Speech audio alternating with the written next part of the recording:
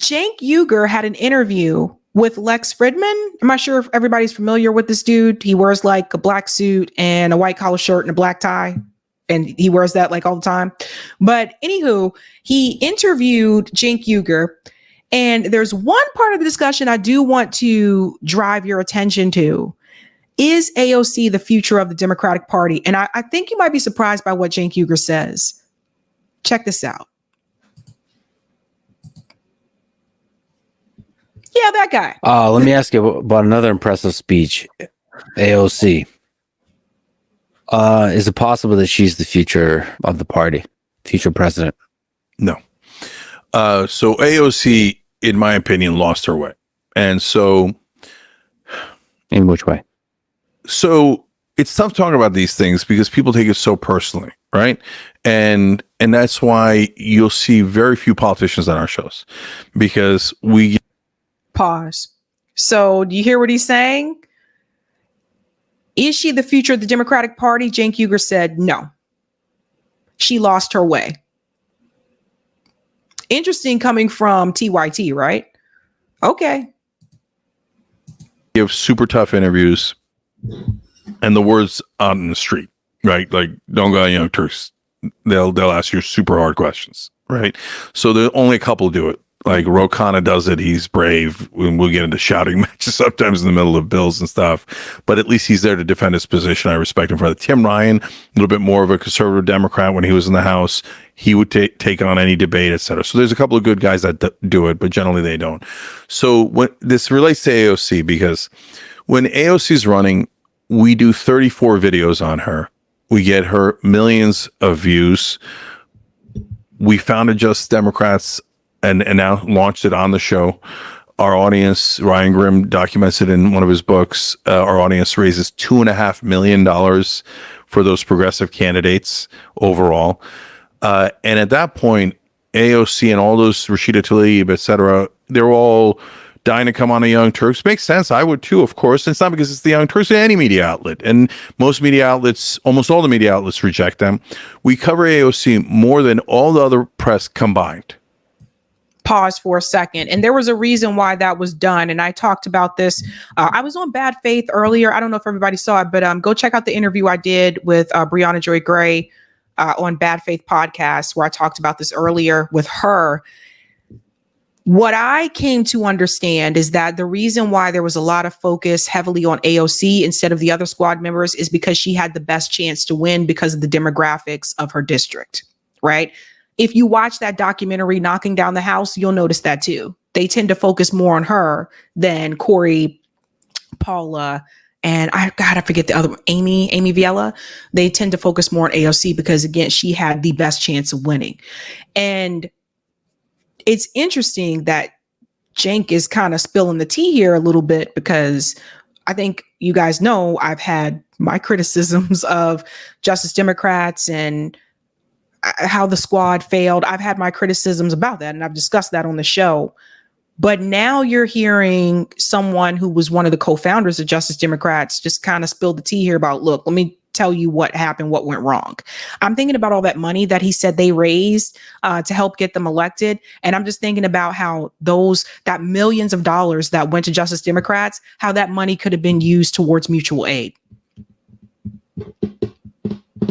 It just blows my mind, all the money that just went nowhere. It blows my mind, like even with Bernie Sanders raising over $100 million. And I just think about what we could have done with that money. Let's go back in. Right. And she wins for a number of reasons. That's one of the reasons, but there's many others. And she did a terrific job herself. She then takes Shoykant and Corbyn, who were Shoykant was the head of Just Democrats and Corbyn was communications director for Just Democrats. Then Shoykant made one of the most brilliant political decisions arguably in American history. He called me and he said, Cenk, I'm going to go from head of Just Democrats to running AOC's campaign. And I'm like, well, the other candidates are going to get pissed. And you're staking the entire enterprise on one candidate. I'm like, Shoykant, I'm not in it. I'm doing the media arm. You're in the trenches. You're the guy making the decisions. So I'm going to trust whatever you say. You sure? And he said, yeah, I'm sure. So him and Corbyn go over to AOC's campaign. AOC then wins that miraculous win. Then she hires Shoykot to be her chief of staff, and she hires Corbyn to be her communications director. Within 6 months, they're gone. And once they're gone, AOC then goes on an establishment path. Okay. Because why were they gone? Oh, they insulted one of her colleagues. Yeah, that colleague who's a total corporatist and was selling out one of our policy proposals. So this is interesting. Yeah, Zeneb says this is so weird to hear Cenk actually talk about what happened. Holy crap, all these years of gaslighting. What I tell everybody all these years. Wow. Yeah. So I was shocked. I was shocked when I saw this interview because I was like, he's really saying this? You know, like there was a lot of defense of AOC for quite some time. And now you guys are finally getting to hear from him about what really like went down. It's crazy, huh? If you don't call out your own side, you're never going to get anything done. But if you call out your own side, you become persona non grata, and it is super uncomfortable.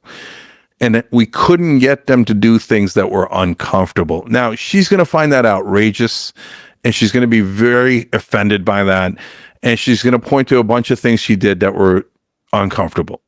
And to be fair to her, she has. She's, until that speech, she was pretty good on Palestine when we desperately needed it. She was pretty good on a bunch of issues. Cori Bush did that campaign on evictions, et cetera, on the Capitol steps. That was great.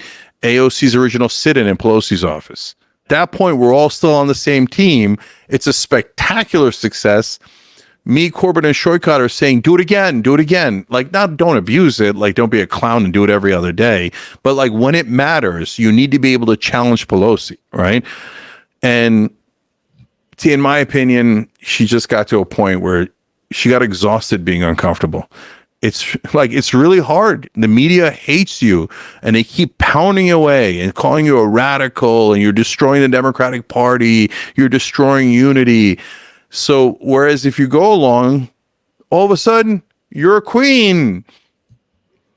It's really interesting because I got to tell you guys, it's weird how things line up because the interview that I did with Bree, we recorded it yesterday and it premiered today. But I saw this video after I recorded the interview with her. And so there's some similarities with what we said, but it seems like to me that, you know, I mean, the assignment of Justice Democrats was to fight back against the Democrat establishment, like the majority of the party. That was the assignment.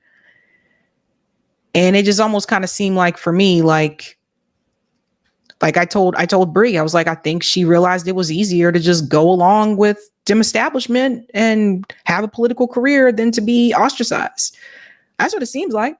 And my thing is like, that's the case. Own that shit. Okay, own it. Just say, yeah, look, I'm focusing on my career. Own it. Own it. Own it. Don't go attacking other people and like, you know, getting mad at them. Don't go attacking Jill Stein because who's running on a left platform, has always ran on a left platform. Don't go attacking her because Kamala isn't polling well. That's where this is coming from. Okay, you didn't attack Cornel West when you had the interview with Pod Save America and they told you Cornel West announced that he was running. You didn't attack him that way. You didn't attack him that way. They didn't have that polling data. Once those polls came out for when it was coming, the polls started coming out. Oh, no. But no, she didn't attack him that way. So just own it. If you said you decided I'm going to focus on my career, that was then, this is now, I'm going to focus on my career. Say that and own it. I would have much more respect for you if you just did that. I really would. I'm like, well, at least she owned it. And now all of a sudden the mainstream media is saying, oh, AOC, she could be the progressive. I mean, there's some degree to which you want to sometimes bide your time and just like rest a bit. And yeah. I think from my perspective, maybe you can educate me. She seems like a legit progressive, legit even populist, charismatic, young, like a lot of time to develop the game of politics, how to play it well enough to avoid the bullshit. I guess she doesn't take corporate PAC money. That's right. No, she's still true on that.